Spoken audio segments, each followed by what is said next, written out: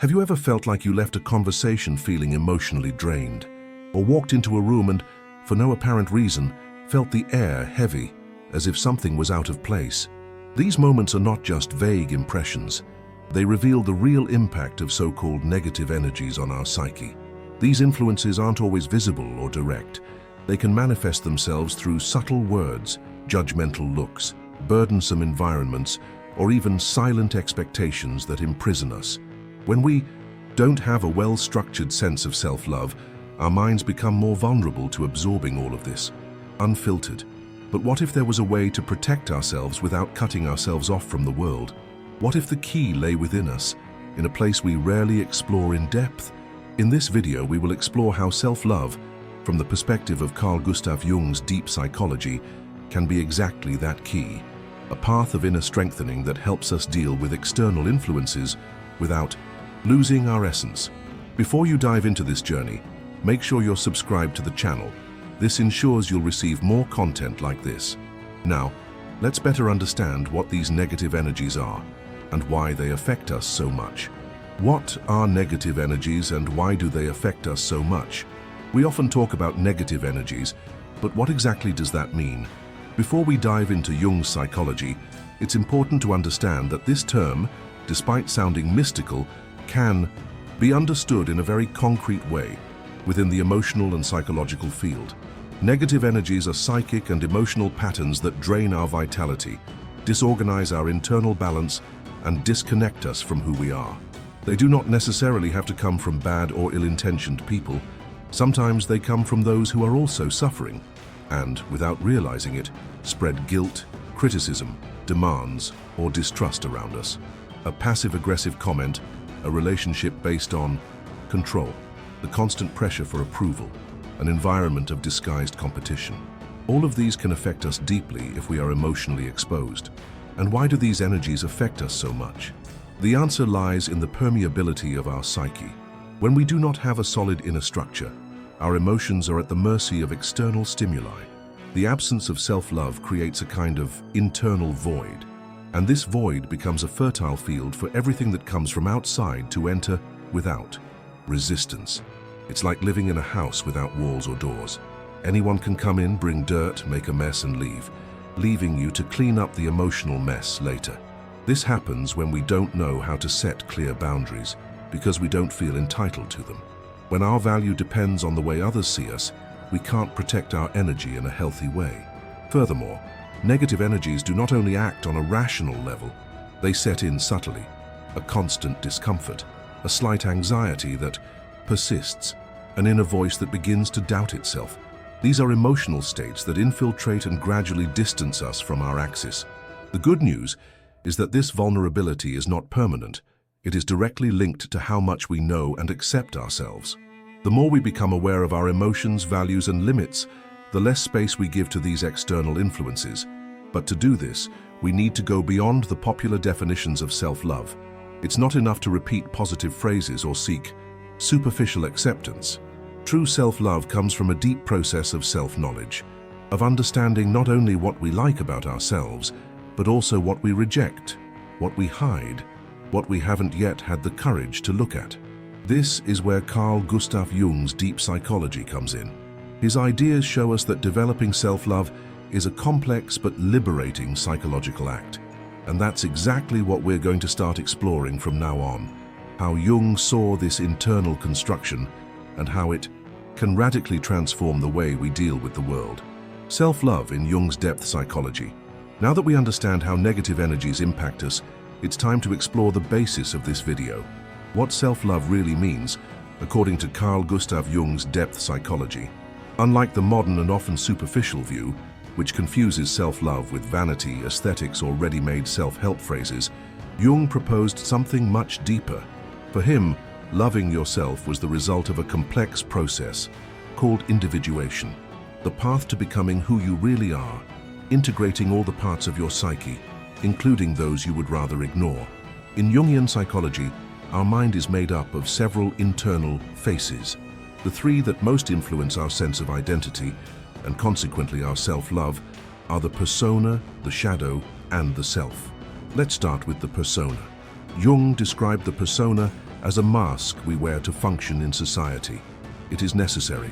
It helps us to live together, to work, to interact. But the problem begins when we identify too much with this mask, when we confuse what we show the world with who we really are. At that moment, self-love becomes dependent on external acceptance. Praise becomes oxygen, criticism, a stab in the back. It's like living according to a role and not an essence. On the other hand, there is the shadow. It represents everything we repress within ourselves: anger, insecurities, traumas, desires that we consider unacceptable. The shadow is not bad in itself. It simply gathers together what has been excluded because it does not fit into what we expect it to be. And here is the key point. The more we reject the shadow, the more it controls us behind the scenes. It can make us reactive, hypersensitive, or even dependent on the approval of others, precisely because we do not have the courage to deal with what we carry inside. The self is the organizing center of the psyche, the totality of who we are. It is not the ego, which represents our immediate consciousness, but rather a kind of inner compass that points the way to our authenticity. To Jung, loving oneself meant getting closer to the self, listening to that inner voice that constantly calls us to be more whole and less fragmented. Self-love, then, does not arise as a spontaneous feeling. It is the result of internal work, observing the persona, embracing the shadow, strengthening the ego, and moving towards the self. It is in this process that we begin to feel that we have value for who we are and not for what we appear to be. When you begin to honestly acknowledge your weaknesses, mistakes, and impulses, something changes.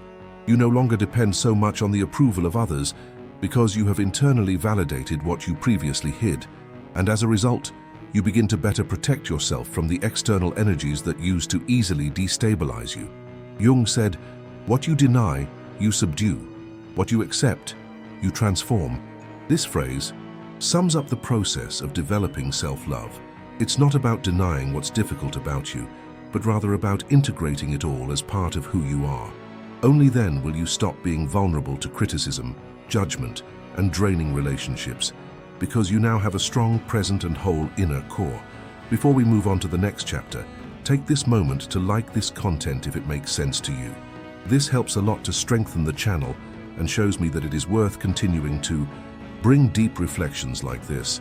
Now that we understand how Jung viewed self-love, we need to look at the other side of the coin. What happens when it's absent? In the next chapter, we'll understand how the lack of this inner foundation opens the door to suffering and why it's more common than it seems. Lack of self-love as a gateway to suffering. If developing self-love is about becoming whole, then what happens when that wholeness is lacking?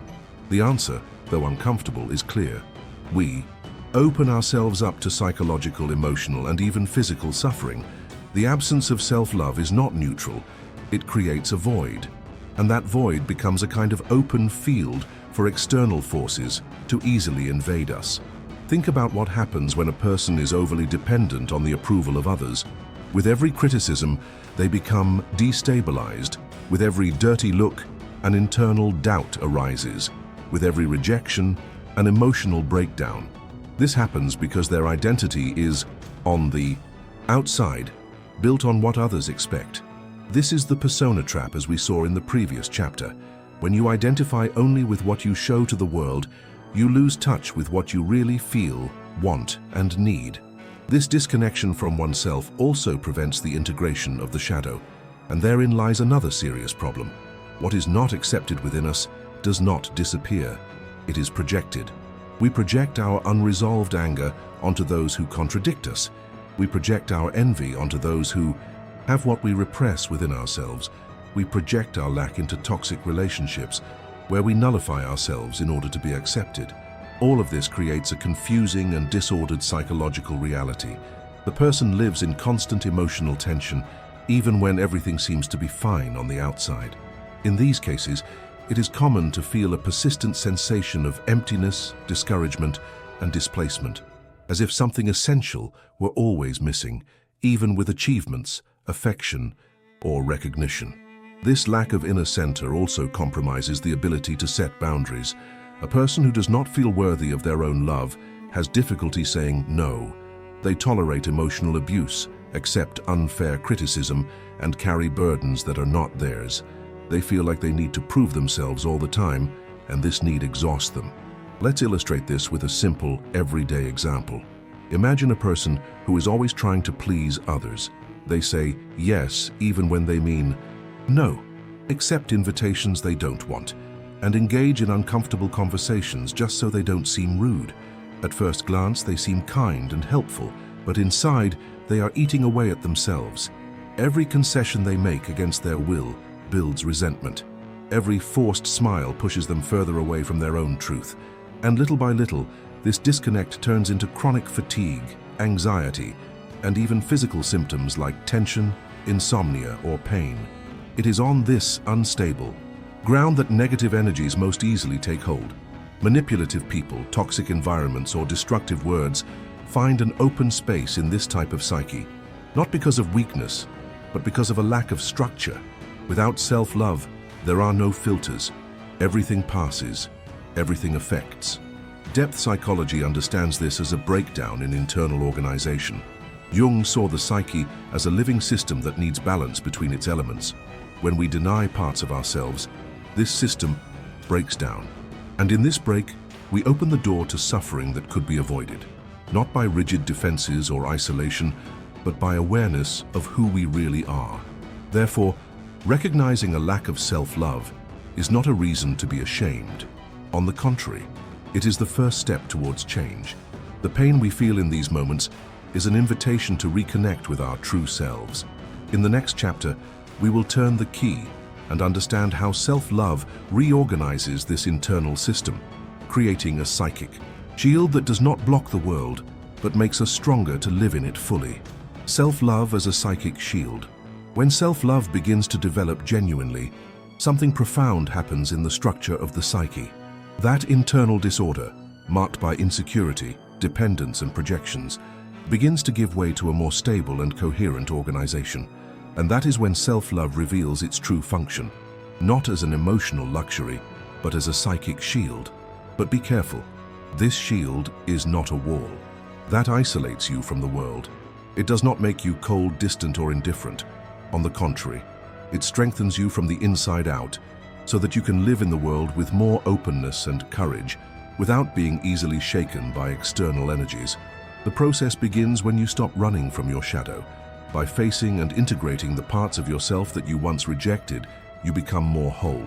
This creates a kind of emotional security that doesn't depend on praise, likes, or approval. It's as if you've discovered an anchor within yourself, a stable reference that keeps you grounded even when everything around you is in turmoil. This transformation also reduces the power of the persona. When you no longer have to play a role all the time, you begin to breathe more freely. Your actions are no longer driven by fear of judgment, and instead reflect what truly makes sense to you. And when this happens, the response of your body and mind changes. Less anxiety, less tension, more presence and clarity.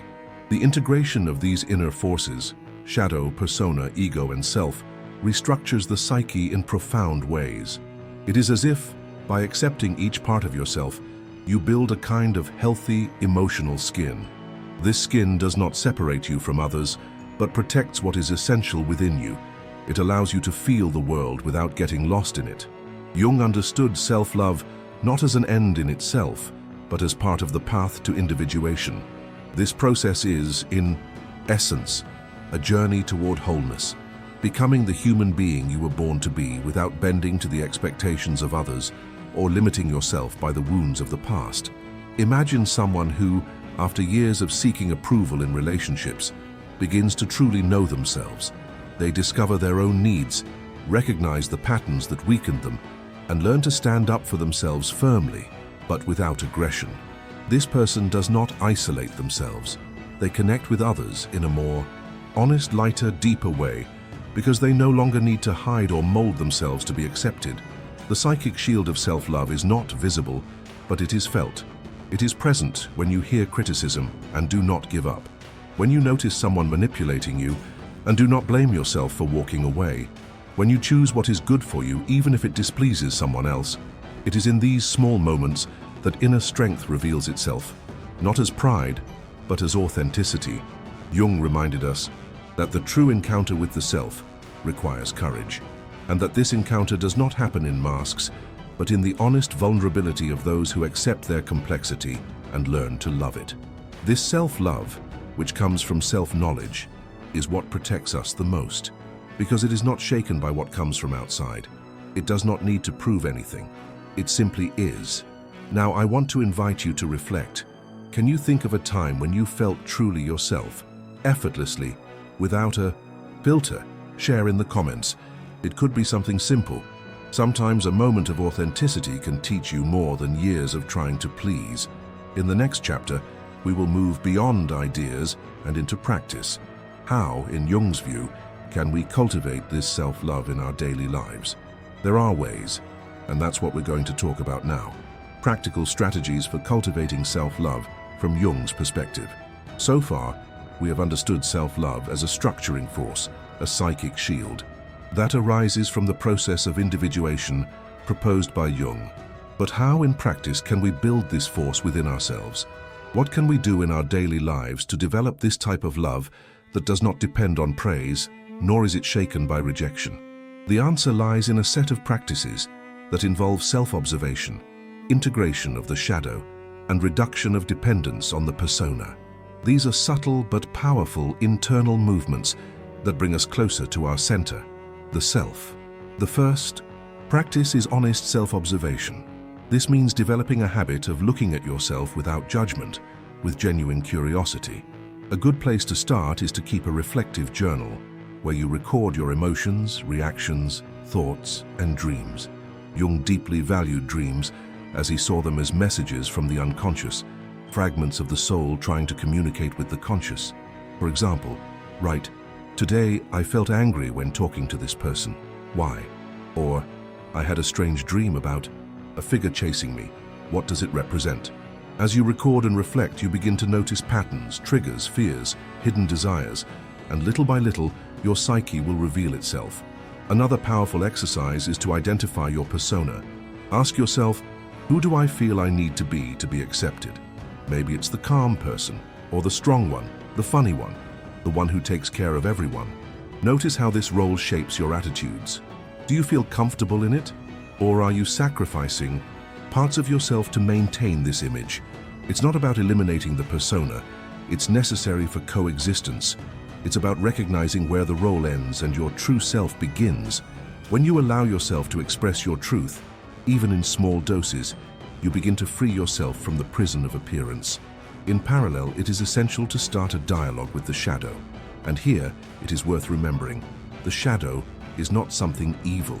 It is everything that you hide from yourself out of.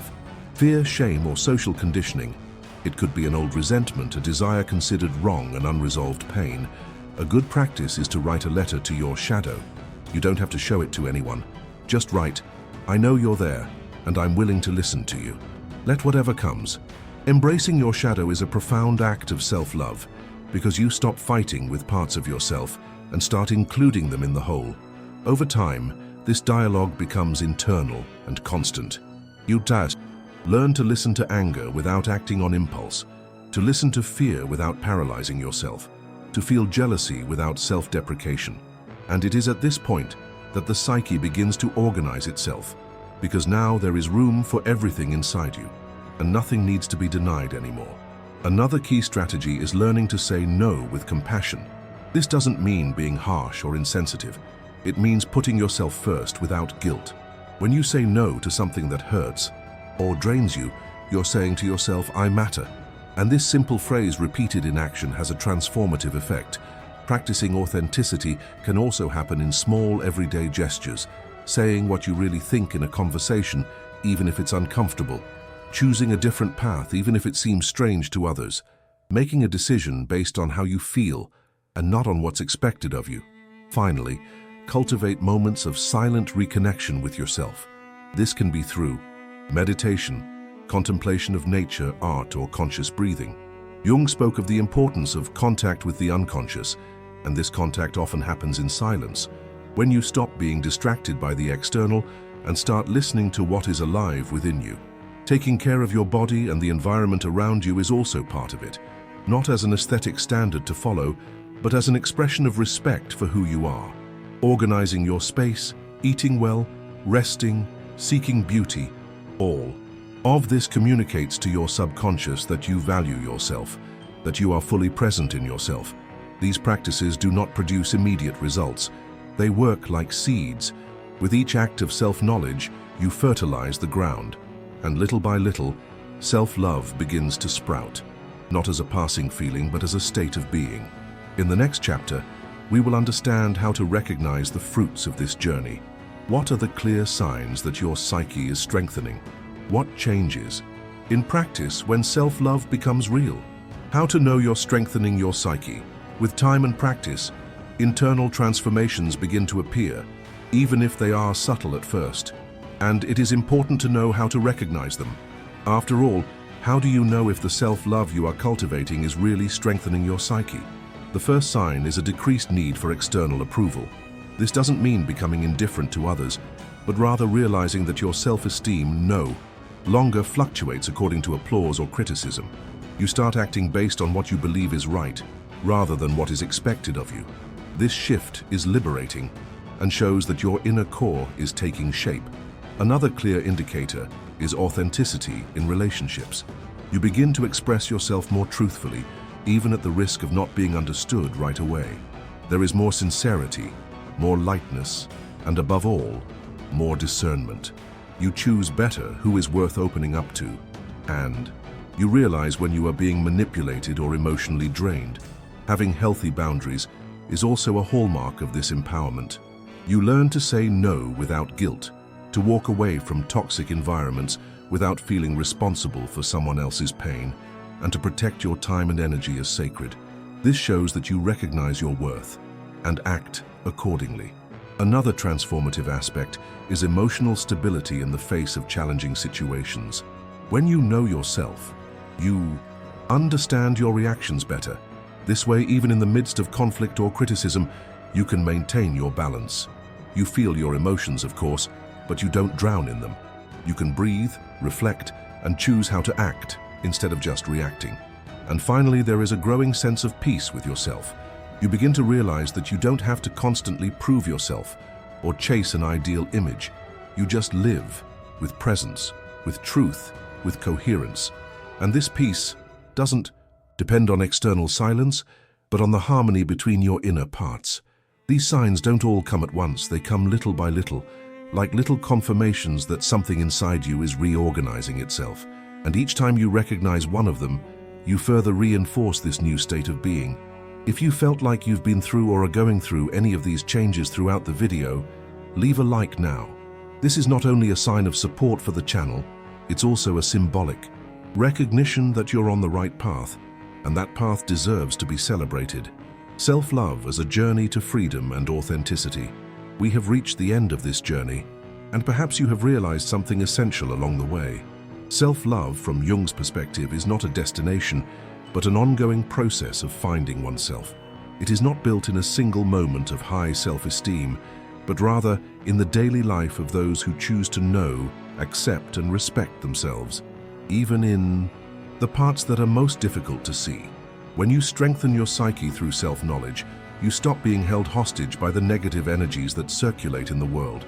They continue to exist, of course. People will continue to criticize. Challenging situations will continue to arise, and the days will not always be easy. But now, there is something inside you that was not so present before. A stable, integral, authentic center. This center is what allows you to be in the world without getting lost in it. It gives you the discernment to choose where it is worth investing your energy, who it is worth sharing your truth with, and what needs to be left behind for the sake of your emotional health. Self-love at this level is not selfishness, it's maturity. It's when you understand that being okay with yourself is not optional. It's the starting point for any healthy relationship, any meaningful goal, any life truly lived. Jung left us a legacy of depth and courage.